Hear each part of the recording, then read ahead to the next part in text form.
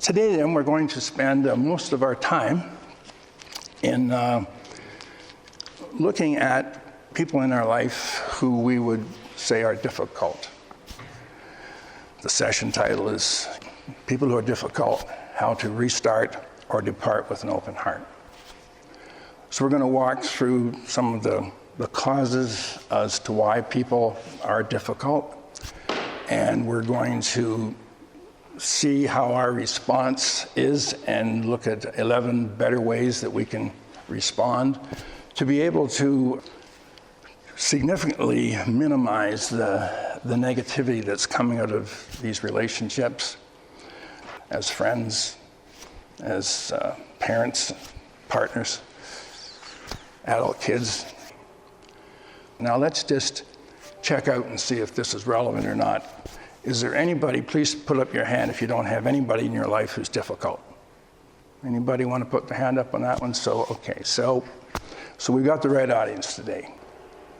So just to help you with some of the descriptors that we're going to talk about, folks with negative attitude, moodiness, disrespectful, argumentative, vindictive, angry, not trustworthy, discouraging, self-centered, unfair, unreasonable, can be traumatizing, highly critical, aggressive, not fulfilling responsibilities to others, dominating, deceitful, selfish, impatient, uncooperative. The list goes on, and I'm sure you'll even have some more than that. But that's people that we're talking about. Now, very seldom are they always like this. There's these moments when, and for some more often than not, but we're going to look at the big picture of who these folks are. I'm going to try to answer some of these vital life questions. First one, why are some people difficult to be with? I'm sure you've got answers to some of these. Hopefully we can broaden it, teach each other what we know about it. And why are some people difficult for me to be with? But these same people are not difficult for other people whom I respect. What's that little wrinkle about? So here we're going to look at our own deeper understanding. What causes them to be this way? Others' understanding. How best to manage our interactions with them. How to stop the emotional and social damages that their difficultness brings to our relationship. Could they be incorporated into our life as a special teacher? Sometimes, that's our best look at this. And I'm sure many of you have had people in your life who, wow, they've been difficult, but you've learned something as a result of the interaction. And then finally, just how to, if necessary and possible, depart, but without negative emotions. A lot of what we're going to talk about is this need for us to be engaging in problem-solving ways and working with them and supervising and teaching and just hanging out, in our personal relationships sometimes when it's just part of the family or whatever, but to significantly lessen the emotional drain on us. And that's a really important piece, because the more we are drained in this way, then we're going to struggle to be our optimal self, as you know. So I've got this little graphic, the best I could get, with a person who's blind bumping into a person and knocking their groceries. In the book, I've got this little piece in this section in the book we talk about. Imagine walking along a sidewalk with your arms full of groceries, and someone roughly bumps into you so that you fall and your groceries are strewn all over the ground. As you get up from the puddle of broken eggs and tomato juice, you're ready to shout, "You idiot, what's wrong with you? Are you blind?" But before you can speak, you see that the person who bumped into you actually is blind. She or he, too, is sprawled in the spilled groceries, and your anger vanishes in an instant without even trying. It just vanishes, replaced by sympathetic concern. "Are you hurt? Can I help you?" How could this anger swell up and vanish so quickly? There's an important point that we're going to be working on this morning. This kind of initial reaction and other negative feelings are simply mindless survival, fear, fight, and flight instincts. Our job is going to be, throughout our life, try to bring it closer to this today, to be able to have this same instinctive reaction of people who are difficult, but being able to see beyond their behavior into where their blindness is, into where their vulnerabilities are. So that's some of what we're going to explore. I remember I was in a wheelchair for about 3 months, a number of years ago, 8 or 10 years ago. And I was just amazed at the people who would wait for even a minute to hold a door open, for me, and just because it was obvious, right? There was my vulnerability, So when the need is obvious and the other is judged positively or vulnerable, almost everyone's natural human goodness and empathy are at least somewhat activated.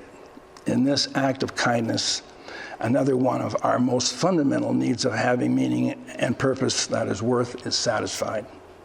So sensing that we have worth is such a universal personal need. The human nervous system is designed to give a motivational message to our mind and to the body to act when we see a need, especially when we are mindful. So I'm going to just take you through a couple of causes that I've seen, and I'm sure most of you will recognize these when you see them. Cause number one, we're talking about this great quote from Longfellow, said it really well. If we could read the secret history of those we find difficult, we would find in each life's sorrow, suffering, or other reasons enough to disarm many of our hostilities and indifferences. So here's just a couple of the examples that I put out for us to consider. This is some of the people who are difficult with us. These are some of their secret histories. A mental health disorder, anxiety, depressions, fear of failure, looking bad, losing control, rejection, those filters things. I erroneously believe that I am inferior to others, not enough. So much of that. A life-threatening illness, waiting for a diagnosis. We don't know a lot of these things when people are difficult.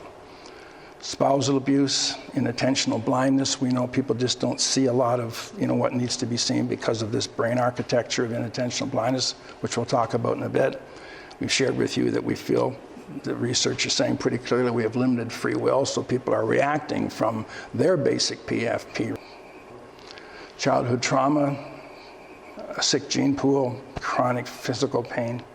All of these are taking us into the potential to see if someone's there, and we don't know a lot of that because we're not seeing the blindness. So I had this little graphic drawn in my graduate training, which is now 40 or more years ago. I never forgot this. When I first heard this, I said, whoa, I'm going to keep that forever. And here it is showing up on a graphic in this late stage of my life. So, two different behaviors, one erroneous belief. What's the belief? Belief that I'm inferior, less than, not enough. At least in a particular situation. That's what life brings us. And what Dr. Adler, who taught me this, said was, see that inferiority as a stick or a teeter-totter. And always realize that although one end of the stick teeter-totter, when we're down low, you'll see people behaving in inferior ways, withdrawn, shy, moody. But never forget that when you see bombastic, aggressive, criticalness, and all those other qualities, that could well also be that person's feeling inferior, not enough at this particular moment. And that's really helped me in terms of appreciating that cause number one of people's blindness that's hidden. Then I've got, of course, our semi-conscious messy mind. We've talked about this PFP. I'm only going to give you a minute or two just to bring you back to a focus for it today. But we talk about every human being has got these primitive predispositions, our inherited gene pool, what the human scientists call the nature us.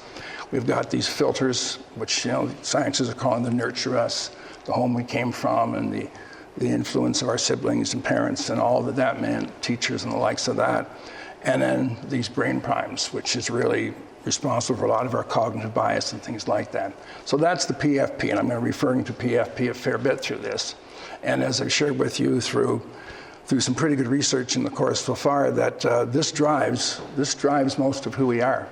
And we come off the assembly line with a 2.0 version of this, we're not stuck there, but if we don't do our inner work, we're going to not have the 2.0 version that we need to really be a little bit further along. So just understanding PFP from people, as we just discussed, can contribute to the problems. A few more examples of these primitive predispositions then, just a few specifics there. And this is a really big one, and I just touched on this last week, but I want to do a little bit more. Some of the reason as to why, some of the cause of people who are being difficult is coming from this one. Remember I mentioned last week how anger increases the brain's electromagnetic energy, the hertz. You're all working right now at 25 hertz because you're understanding what I'm saying. Your brains got full voltage and you don't need the help. But there's a lot of folks, upwards of at least 15, I've seen studies up to 20%, of people whose brain is sluggish. We came out from last night, we were only 6 hertz or so when we were sleeping. We woke up this morning, and we all within 10 or 15 minutes came up to our full 25 hertz to be able to focus, to concentrate, to make sense of things.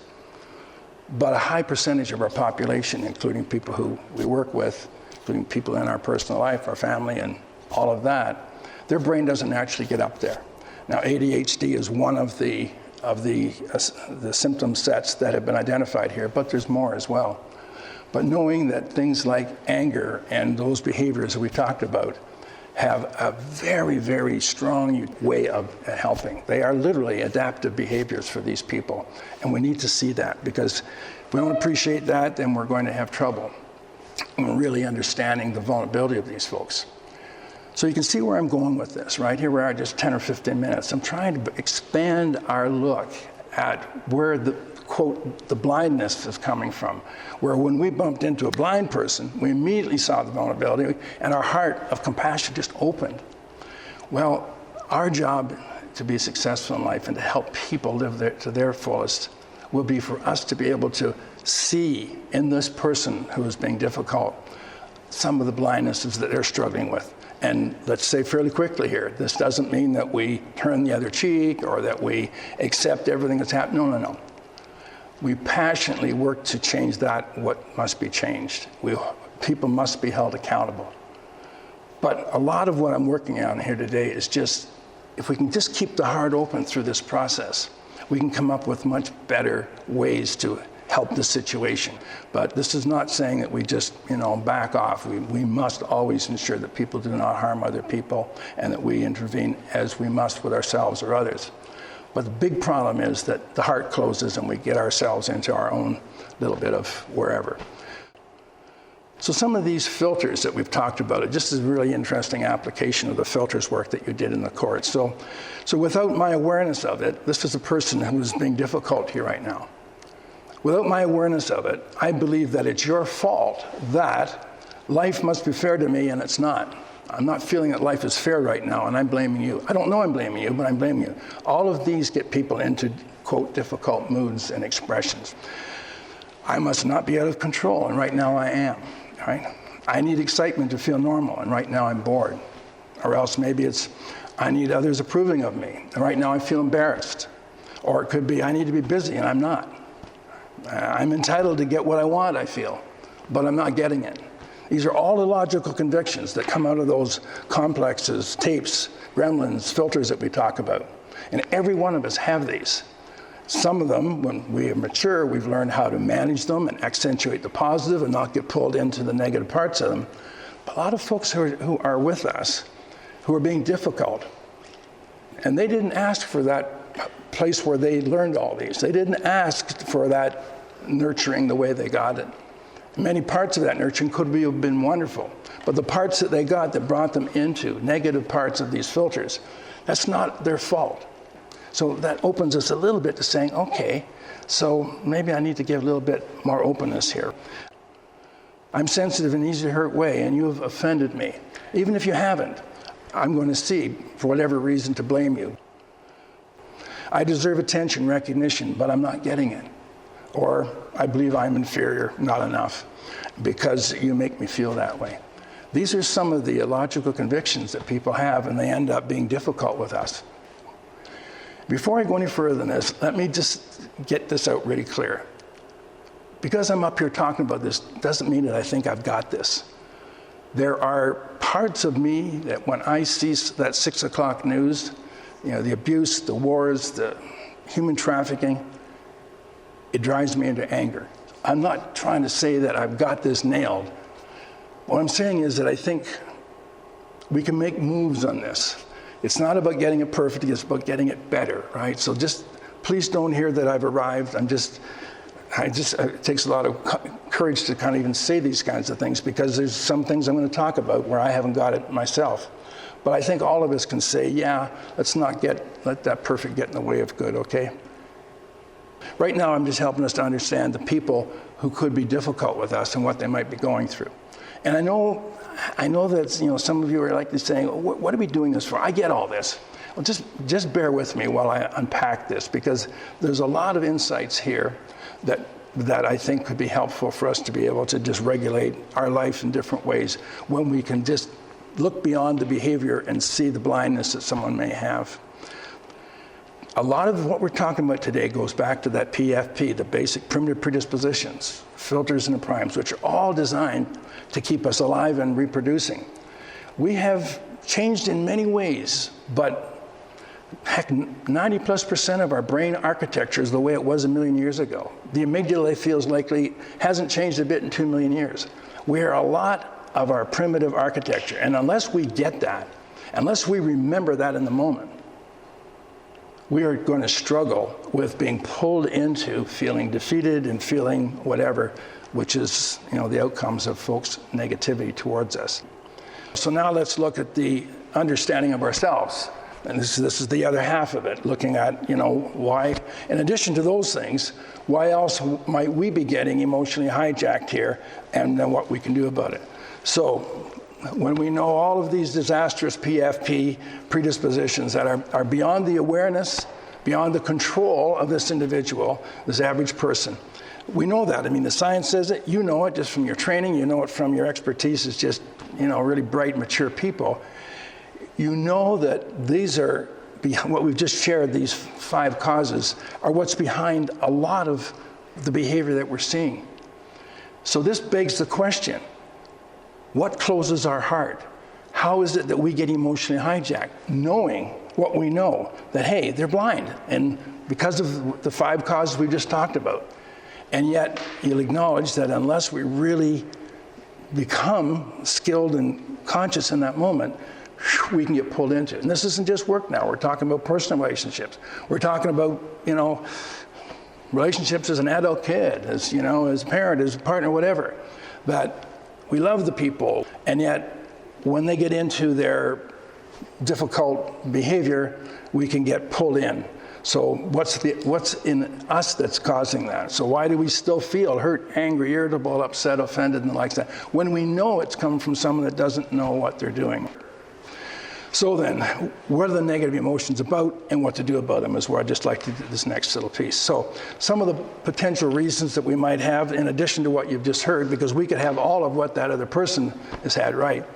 We take their words and actions personally because we forget, or maybe we don't believe, that the person is not in control of them. That's really an important one to understand right off the bat. We are generally only semi-conscious, and therefore, driven by the PFP, the 6 causes we just talked about up front there. That's the part that we could be involved in as well. Out of control, life's not fair, I'm not approved of, all those things that we just talked about. It's why we spend so much time in understanding the fundamentals of who we are there. And then I just have to add, I've got 6 here, but I just add in the social media thing. And I know I have to be gentle with this because, I started in a generation where, I wasn't raised on a cell phone and all of that. But I think there's good wisdom in that original comments that came out around our computers about the garbage in, the garbage out. And a lot of social media feeds are just, they're just not helpful. I mean, I'm trying to be as polite as I can here. There's some great podcasts and some really great things, but we have to really be careful is what we're listening to. Garbage in and garbage out. If you hear enough of that stuff, I was saying to one of my coaching clients, it's a couple of weeks ago, They say, no, I need to have as much information as I can get. And I said, well, okay. But just remember this, that the needle, which is the truth of how we need to be in a moment, that needle, if you will, buried in the haystack, that truth doesn't change much. It's authenticity, it's all thing we talk about. The needle's about the same size, but you're making your haystack a lot bigger, which means it's going to be harder to find that truth in these moments. And just watch how much we're adding to the haystack, because ultimately, we strip it right down, we need to be getting at what is really important. The next one, we lack the practical know-how skills and want to. Remember, we looked at problems as can't and won'ts. Let's look at the cans and the won'ts. To an attitude. Do we have just a want-to attitude? Do we lack that? To learn how to constructively manage our relationships with people when they're difficult. Number 5, when we are self-righteously critical of others' difficultness, it helps us to feel less inferior and more superior. Just like that teeter-totter one that I shared with you. That can be us as well when we find ourselves being critical of whatever. And then finally, it's much easier to blame others than to work on our own mindful emotional self-regulation. And timing is tough, and we struggle with that. Even though I've given you half an hour of pretty good evidence and no one's complaining about it, there is a very good chance that tomorrow, when you get into working with that difficult person, your heart could still close. Because the idea of being with a difficult person, in this culture, we have been taught brain priming. We have good guys and we have bad guys. And that's a file. And that file is locked in. And what we're doing now is trying to build a new file in your head. And we're trying to get you to say, your brain, hey brain, leave that file that you've had forever, which is good guys and bad guys, and I, as a supervisor, should not be insulted like that, or I as a partner, or I as an adult kid should not have to listen to my mom still. All the stuff that sets us into that emotional hijack. That's just because an existing file is played about your typical reaction to things. And this, when you start to understand the filing system, how the brain, and we do not want to build new files. It's why we spend so much time on looking at consciousness development and mindfulness development. Because that's where science is very clear once again. Even with the research I showed you about physicians, after 9 months, they were more compassionate, they were more patient-centered, all kinds of things, just from 20 minutes of mindfulness a day. So we're going to get into, after practice, after our break, we're going to get into talking to you about compassion practice and how this works.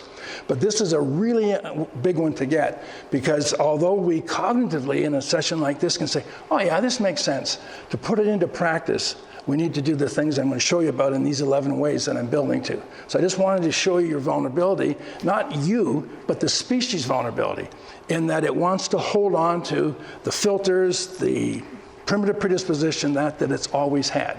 Is that making sense? Anybody have trouble with any of that? Okay, it's one of the number one reasons it's why we struggle with change.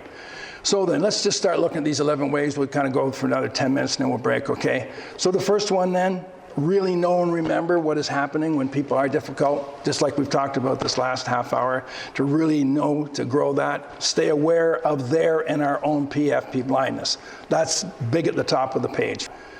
Then next, the better way, number 2, I'm saying when people are difficult with you in your personal life or your professional life, immediately intend forgiving them for what they're doing and what they're saying. Find a way, even if it's only an intention, and that you're not even believing it right now. But this is so very, very important. Why is it important to, quote, forgive them? They're just, says something awful to me. I immediately put up, it's so sad for them being in this state, and I forgive them. And in my own mind, I'm just saying this when I hear it, when I'm mindful and conscious. Why is this important? Because if we keep a closed heart to this person until they get their game together, if we keep a closed heart, count on it, that closed heart with that one person impacts our other relationships. We are in a fragile ecosystem in terms of these emotions and these hearts of ours. And if you think you can hold a real negativity towards someone, and it's not impacting other parts of your life, you do not understand your brain. It doesn't work like that. Number two, when we have a closed heart, we flood our system with cortisol. And we talked to you a couple of weeks ago about costs of cortisol. It not only, does all kinds of damage to where we are, it compromises the ability of the brain to produce calming neurotransmitters, digest food properly. Our immune system gets whacked when we are in cortisol. And trust me, you haven't been to this person for 2 days, but you're driving home and say, that SOB, why they have... Trust me, you are still being driven by that conversation you had 2 days ago, and your body is responding to that in a negative way. So at least when you catch yourself in the moment, go through, they could have had this cause. I don't really know what the cause is, but I'm going to do my best to intend keeping them in my heart, okay? And forgive them. They know not what they do, okay? That's number two. Always, always do what we must do, of course, to stop them from hurting itself and others. I'm not going to say that too much, but you know that it's at the heart of everything I'm saying. This is not about turning other cheeks and about just letting people do things that are hurtful. Not at all. What it is about is keeping us in an optimal state of mind and heart to problem solve well, to say the things that we know to say. You can have the best training in the world to deal with people who are difficult, but if you have a closed heart, you've just brought your IQ into single digits. Is there anyone here who does not notice that you're into single digits with your IQ when you're angry? So we've got to stay on top of that. So also, as much as possible, at least intend this forgiveness, okay? Number three, determine how our faulty filters, beliefs may be impacting our relationships with other people. Here's just a couple of examples, right? One, do I perceive being overly controlled by them? Mainly because my outdated obsessive needs to be in control or not out of control. Am I experiencing, why is it that that person really bothers me, but my sister seems to not only tolerate them, but seems to get along with them? Like, what's that about? I mean, I respect my sister. How is it that I'm having trouble with this? Well, maybe it's because you and your sister have got a different filtering system. And I'm feeling, controlled by this person, but your sister doesn't feel that at all, or whoever the other person is.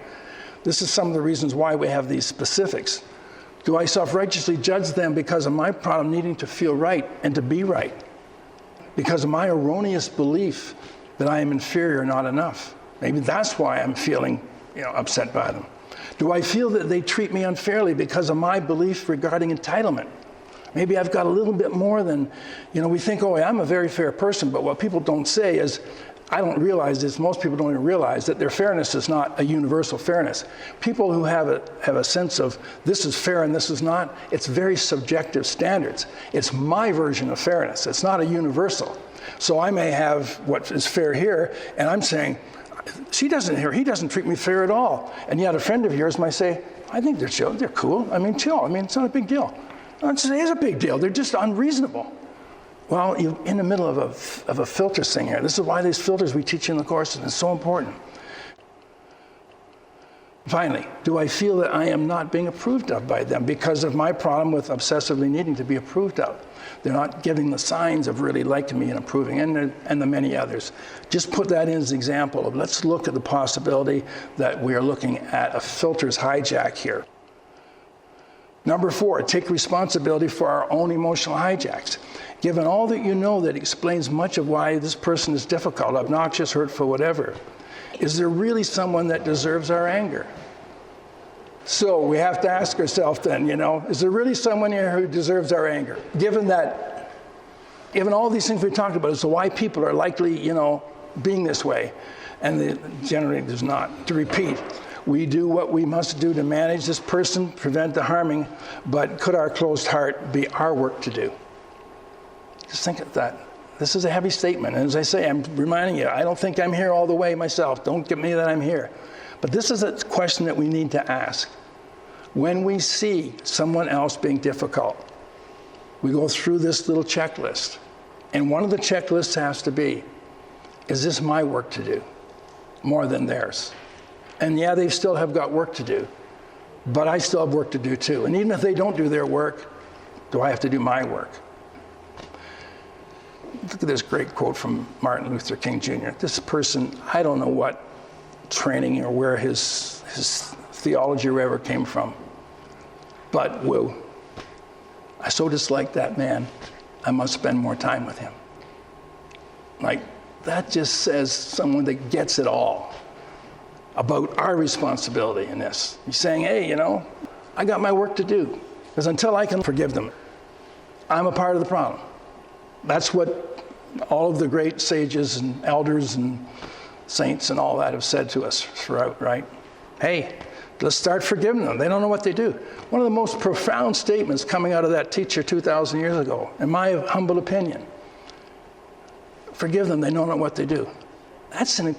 This person got it, what we're talking about. This person didn't have MRIs to really prove, or this Western psychology, but they got it. One of the most fundamental core beliefs that we need to be putting into our kids from age 1 and 2, and everyone who will listen to us is, hey, most people don't have a clue as to what they're doing.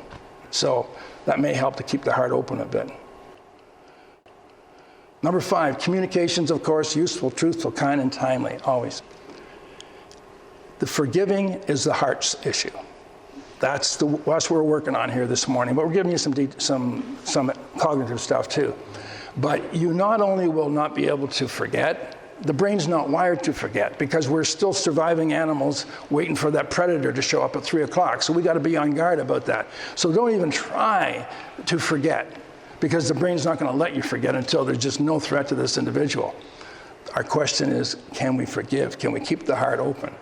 And as we open the heart, all of the architecture that keeps us on guard, that keeps us vigilant, that keeps us in the freeze, fear, flight, the high levels of cortisol, that all starts to fall away based on what the heart is doing. That's one of the number one ways we manage the mind, is through the heart. Never forget what I've just said there. That's an important issue. So then, remember we shared with you earlier this idea that always talk feelings to feelings and reasons to reasons. And as I said to you before when we trained, if I had to look at one major mistake we make in working with anyone in our relationships, personal or professional, it's we find ourselves getting into a situation where we raise an issue with someone and they come back and say, yeah, well, you do it too, like you're just so holier than thou. And we come back with, no, I'm not. That's not what I said. That's not what I meant. Why do you always say it like that? We've missed it. As soon as anyone comes back with just a little touch that they are upset, that they're feeling whatever, but they're not totally in their reasoned mind now, we come back with, hey, I'm sorry about that. I did not mean to offend you. Tell me more. I'd like to know how you're feeling. I really do. That's the only place we can go when we sense that anyone is just off a little bit. And that's going to start to grow and build them, and you can see where I'm building to here in a moment. So feelings to feelings, reasons to reasons. Self-management. Let's just look at a couple items of self-management, and then we're going to we'll close it off at this here. We first self-manage by applying the following growth and development principles. First, we must self-manage to be able and want to more optimally manage our feelings, behaviors, growth, and how to relate to others. And the first point under that is, if you want to grow to be able to be more complete in these interchanges with people who are difficult, to influence them to be more closer to reasonable and all of that, work hardest on growing ourselves. Don't go signing up for some communications course or some anger management course or something like that. They have their place. They're vital, very important how-to-dos. They're good stuff. But they will fall on seeds on rocky ground unless we are emotionally self-regulated, have grown to our deeper intrapersonal skill sets. That's where the foundation of all of this work comes from. So we work hardest on changing ourselves and growing ourselves, number one.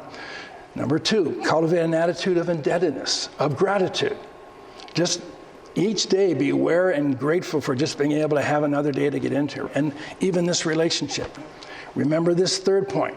Every story's got three sides. Remember we talked about that in attentional blindness where we can only, we miss buildings going down the road. We miss, we miss cuts and bruises and whatnot because we've only got that 60 bits. That's the way every brain's wired. And yet we've got all of that we know, Meanwhile, we forget that they've only got 60 bits and that maybe there's a side to the story that we've totally missed. But without being mindful in the moment, we jump in. So just remembering, every story's got 3 sides. And usually be mine, theirs, and the right one. So we've got our remembrance of those.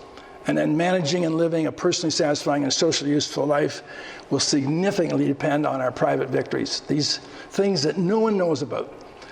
If you look at people that are nailing their life and really getting it, dealing in this area of difficult people, they're going to tell you that they're getting up that 45 minutes early and doing their little workouts and their mindfulness and their whatever their reading is and whatever, a little bit of service or whatever. You're going to see people that have got private lives that are impacting how they're growing.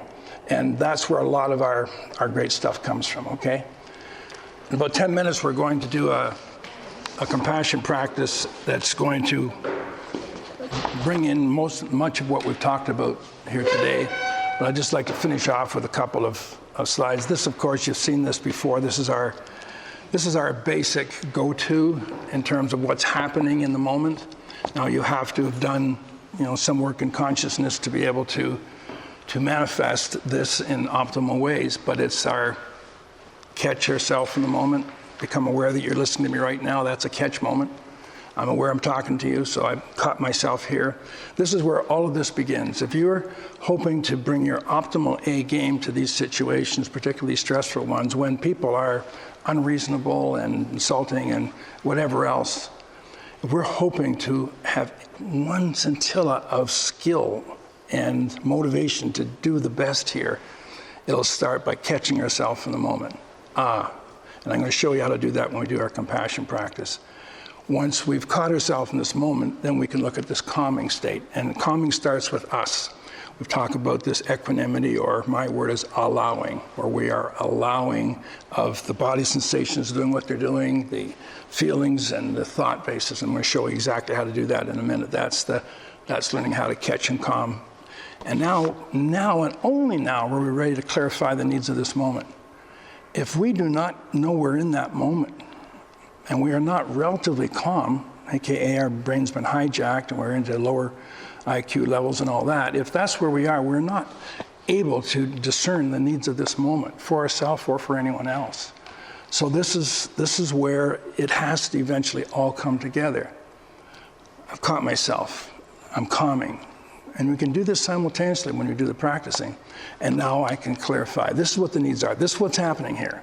Including, I'm feeling that I'm getting into an emotional hijack. That'll be some of what that clarifying in this situation is. And what do they need now? Do they need empathy? Do they need tell me more? Do we need to say, Peter, maybe this isn't the best time for us to talk about this, so we empathically and respectfully back off or whatever. But what we need to make all that happen is presence and that open heart, that emotional self-regulation. That's what makes the difference. Now we can consciously connect with this person. And I'm going to talk about conscious connecting as we go through the mindfulness sit, but also, afterwards give you a little bit about what conscious connecting really means. But it means being much more than just these egos or trying to get pulled into self-preservation and all that. It's just so much more. And this leads us into one of the most important, I think, part of the talk that I've given today. And that is this: when we are consciously connecting, and we're present, we know we're there and all that, now we remain calm. And as a result of our calmness, we entrain their body, mind to get calmer. There's this phenomenon, and you can look it up, emotional contagion. It's well researched. Emotional contagion basically says, if I'm fearful, I can make you be fearful. If I'm calm, I can help you be calm. Just with my presence. We talk about those energy systems that go out 10, 12 feet. Trust me, those energy systems have got a vibratory pattern. And when we bring a calm, equanimous, allowing this intention from this process, we entrain people to be more calm. And that's one of the most powerful gifts we can bring people. And sadly, though, if we don't get this, our entrainment is more our fears. But we can learn to regulate that autonomic nervous system so that we can just get a break in that action. The number 9 that I'm putting in terms of our calming is basically, I love this quote by Beck. She says, human life should be like a vow, dedicated to uncovering the meaning of life. The meaning of life is in fact not complicated, yet it is veiled from us by the way we see our difficulties. It takes the most patient practice to begin to see through that, to discover that the sharp rocks are truly jewels. Here's where I talk about these people who are difficult as special teachers. If nothing else, you can see them as an opportunity for you to grow to your fullest mind, body, and spiritual potential. And as I said, I'm sure that every one of you can think of someone in your life where, they were difficult and you dug deep, you learned to do something better, different, whatever, and you actually grew as a result of the relationship. Each of you look at these people in your life. And once again, this doesn't mean to stay until death do us part. Here, I'm not saying any of that. I'm saying it will be appropriate when possible. Sometimes we have to move on, so we depart, but it's when they depart, where's the heart is what we're talking about here. So Tracy and I were talking about, how we experience this. And it was interesting when I was visualizing the person that I find challenging to work with recently. I was just kind of like really seeing that little child that perhaps had a really challenging blah, blah, blah. And I caught my brain saying, yes, but. Oh, wonderful. Yes, but, but still, it does not give her the right to be dedicated out. Now, at that moment, were you able to say, talk? Yeah. Talk. Yeah. Excellent. And I was saying, we started talking about, I told myself to change it to yes and. Yes. Not yes, good. But, because, it's kind of like, right. I still have that need to defend how I feel about this person and kind of dig a little bit deeper, right? So yes. Full compassion wasn't my experience. It was like, yes, but that does not give her the right to do and say and be heard and all that stuff. Right. And so I think it was a really interesting awareness that perhaps work a little bit more with yes and. Yes. Than just but. So we kind of discussed that a little bit. That's great. So what you've discovered there and what you're going to continue to discover the more of this practice that you do, there's a place in all of us that the sages and the wisdom traditions called wisdom. Like we've got our cognitive processing where we're problem solving and all of that, but there's a whole other paradigm of sensory stuff, and it's all sensory stuff, but of wisdom. And for those of you that have a lot of intuition, you'll know about wisdom. And things just come. And where did that come from? I never thought that through. I never problem solved that. Just boom, there it is. When we're in certainly extreme situations of care and service and whatnot, this happens. So you start to have more understanding and more experiences of wisdom, which is our more complete self, right? It's just all here, and it's just a part of the process of what we can be and who we could be, So this is why we get encouraging the practicing and doing these practices. So, got a few minutes left. Let me just maybe wrap up. Joanne and I wrote a couple of little pieces on this in terms of the person who's difficult in our life. The sacred evidence of knowing self so deep. Anger with an open heart, now awakened from the sleep. Aware and allowing conflict, loving presence each moment new. To all who hurt and hate forgiven, for they know not what they do. Know not what they do. There's an incredible book written 2,800 years ago called the Tao Te Ching. In the Tao Te Ching, one of their verses, and it's just various pages of verses of wisdom. And this author says, sometimes we must do battle, whatever battle meant in those days. But for us, we can use that term and say, yes, there is battle. when we're in the presence of someone who is negative, who is, critical, who is all of these things that difficult is, that's a moment of battle in a way.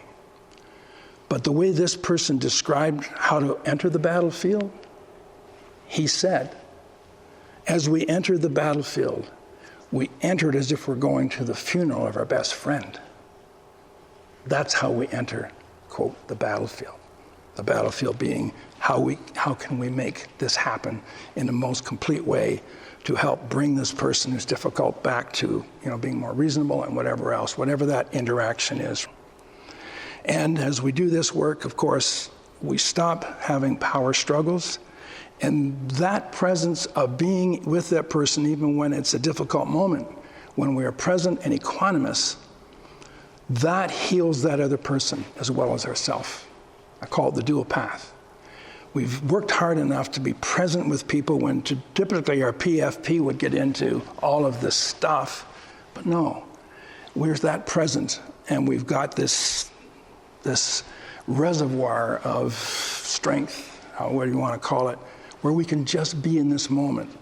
In that moment, our energy system is healing that energy system. First, it's the doctor's credo, not doing harm, power struggles. But next, it is basically bringing us to a level of where we can share this energy that's not negative, that's not trying to win over, that's not all the PFP stuff.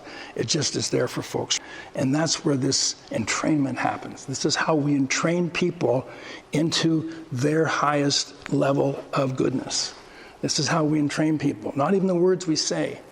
So much of how we influence people, loved ones and others, is just by how we show up. And that's how we entrain people to be their best self, to whatever we can do. And keeping in mind, we always passionately work to change what that and what should be changed. So there's no letting people hurt people or anything like that. We're always working at bringing love and caring to this planet of ours. When we are in this state, now the feelings that we have are not us. There is a place for each of us where you will have feelings of resentment, of anger, but you will experience them the way you just experienced them in that exercise. You will watch them. The true you will rise and fall. They will come and they will go. Your body will still have some of those expressions of the less than optimal you, the PFP you, but that's not who you are when you are conscious. When we are conscious, BFIT's going to do what it needs to do, but that's not us. When you are conscious, when you can bring that equanimity to this whole process, then the wise you, the caring you, the, dare I use the word, sacred you, is what shows up and is what manifests in that moment. And this is where our best self resides. And this is all available to anybody for no money, no money, no buying it, just 15, 20 minutes a day of dedicating yourself to it. And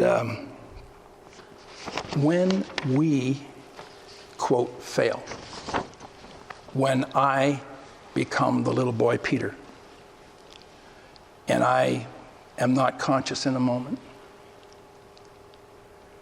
when I recover from that, I am renewed in my commitments and conviction to be working harder, to be more who I want to be in terms of what we've just talked about.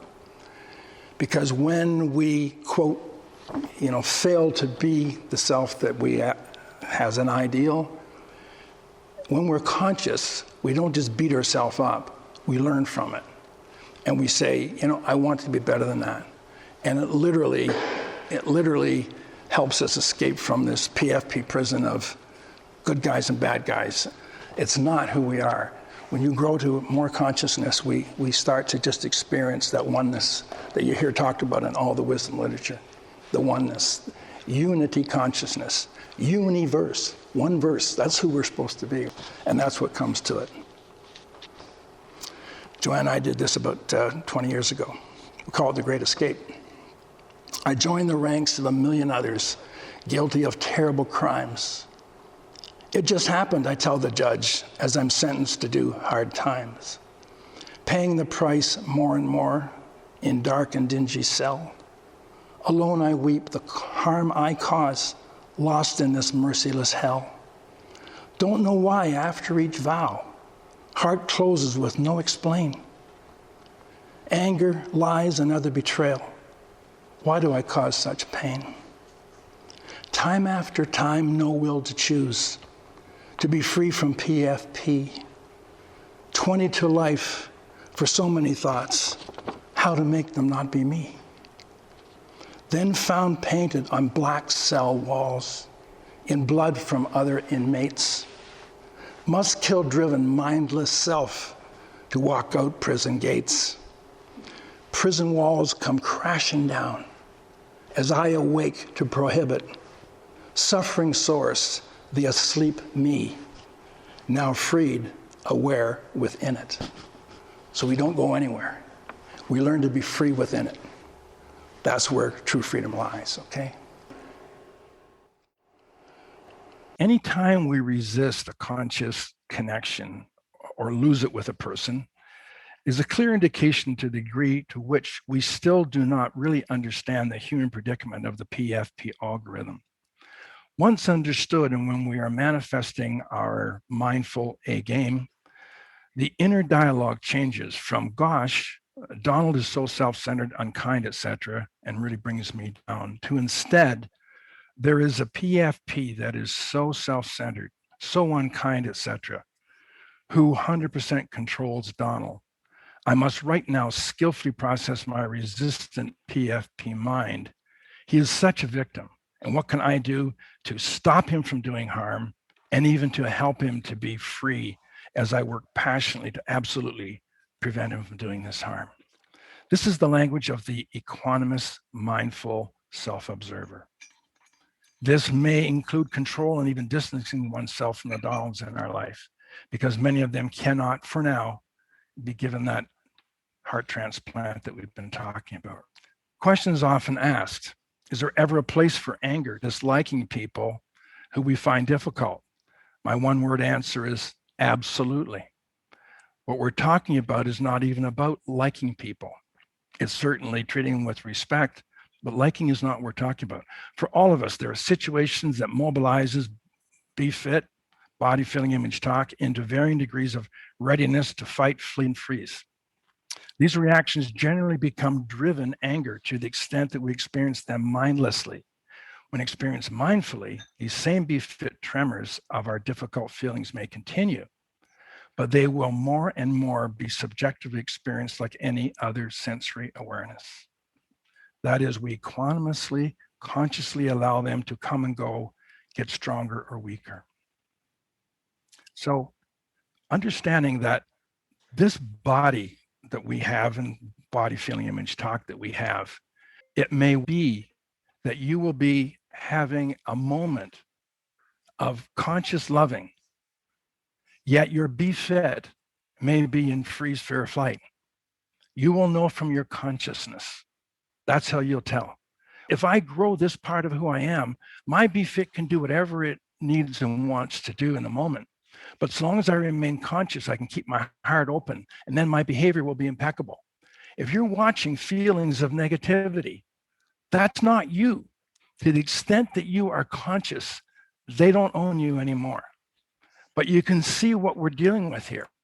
The primitive, filtered, brain-primed us, without being conscious, drives us. Every thought we don't know we're having has us. And to the extent in that little mindfulness exercise you did, to the extent that any of you came out of that, say, relatively calm, say calmer than you were maybe when you started our lecture today, or even more so than now, if you came out of that relatively calm, you activated your medial prefrontal cortex. You activated your parasympathetic nervous system, which, as I say, takes the vagus nerve and just erupts, and it's all its wonderful things that it does. That's what research tells us. If you come out of that subjectively experiencing calm, that's what you did. As I mentioned last night, You do this practice for like 25 hours total, and you'll have some of that part of your brain system turned on all day long. And when that's turned on, your body is still going to do what it wants to do. I still get situations where I can look and say, there is anger, because I've got like a chest that's just pulsating and my left arm goes weak, my dominant arm goes weak when I get, this body being angry. But to the extent that I can say there is versus I am, it's the difference of heaven and hell. So people say, yeah, well, people are just going to treat me like a doormat if I'm just all loving and whatnot. So no, there are times when we are conscious. Sometimes we have to raise our voice and we have to really articulate where we're at. And we need to picket, and we need to be involved in protesting. We need to be these things. But the question is, where is your consciousness at the time? That's what will determine where your heart is. And if you can keep your heart open in these moments, you're going to be able to bring the optimal best resolution to these situations. So let me just conclude with this one statement, and then I'd like to take you through just a little reading on to finish. When the fact that you and most everyone else you meet are imprisoned by this PFP, when we really get that, when it really sinks into our awareness, 4 life-changing experiences will start to happen. This is the 4 big ones. Once you get it, in the moment, I know what I'm doing. This is 4 outcomes that will come from bringing your consciousness to that level. Number 1, you'll be moved to tears of gratitude for your good luck in being programmed with mostly positive PFP that guides your feelings, thoughts, and behaviors. Gratitude will be the first thing you're going to have. Secondly, you will start to have deep and authentic compassion for those whose PFP words cause suffering for themselves and others. That's number 2. Number 3, as you do what you must to prevent others from harming you and others, your heart will remain open and compassionate. And finally, you will become highly motivated to learn the essential life tools so as to develop your more complete consciousness. You do this enough, when you really get it, you're going to be motivated to want to grow beyond this for yourself and for other people. This will enable you to more effectively and efficiently access and control your PFP data bank. That's what's at stake here, not only for self, but also for others. So Joanna and I have tried to capture the whole journey with this. Reclaim my brain, start my heart, of course, to consciously connect. Of all the signs of ignorance that is anything but bliss, hidden from me my addiction, mindless mind's seductive diss. Sort out those bad guys from us good, with closed heart complain. Pushed out of Eden just seconds ago, now live in PFP brain. My take on Eden is that it's right now, it's not 6,000 years ago with Adam and Eve. It was the moment you become conscious, you're back into Eden. Some theologians actually go with this as well, but we talk about Eden being in here now. The moment that you're here, you're likely in Eden, if you're okay with some of that. Anyway, PFP picks my side. This silent voice a curse. In groups, gainst outs. Each demeans the other is worse. Also part of the operating system, priming and filters software. Masters of semi-conscious me, the cost of unaware. They know not what they do, the blind they cannot see. What a joke, they may be running uphill and harder than me. So they got a slower start. Seldom heard love proclaimed. Don't confuse me with these facts, corrupted by PFP brain. Must judge those others, proving I'm so wise. Critical and self-righteous, heart's biggest compromise. Blessed to be so perfect, in my mind at least. Safe in this delusion, no need to tame my beast. To look at me, you'll never know what makes up my mind. Even I don't know just yet the source of my unkind. Then first light of mindfulness. Learn PFP writes the song. Riffs played by driven befit. Endless binge off brain's bong. Facts don't really matter much. It's feel that steals the dance. Mindless minds old shuffle and jive, manipulates all circumstance. And the con goes deeper. The fix so complete. The moment when I break the code, PFP hits delete. As befit practice awakens more, with passion fight evil ways, while also loving enemies, their life my work to raise. Truth forged in fires, heat from life's pain, dark made light by flames of burning PFP brain. Very slowly, see more each year, illuminates my prison. Equanimity unlocks the doors, some rightly claim arisen. See others' troubled tribal heart, evolved only to survive. Consciousness deep asleep, seldom present, so barely alive. Now I have compassion for sad life, had by that babe and teen, scars from mindless ma or pa. Who knows where others' life has been? Too few days of loving sun drowns many a child in rain, never to find a safe shore, sept in PFP brain. As words transform to wisdom, I ponder the plight of birth. If I had their genes and home, would I not have their worth? But what to do with those who harm? To stop them before they start? We must do what we must do, but now they never leave our heart. Befit ice transforms to steam, revealed in conscious connect. No good or bad guys on the field. For all others, never neglect. Even the words all others lose meaning and resolve. As I am morphs to there is, here ego self dissolves. Mind transforms to consciousness through the stillness of mindful breath. This tortured prisoner is released back to Eden at PFP's death. Kindness emerges beyond mere feel. Conditional love depart. See all in the game as my own name. The way of awakened heart. The way of awakened heart.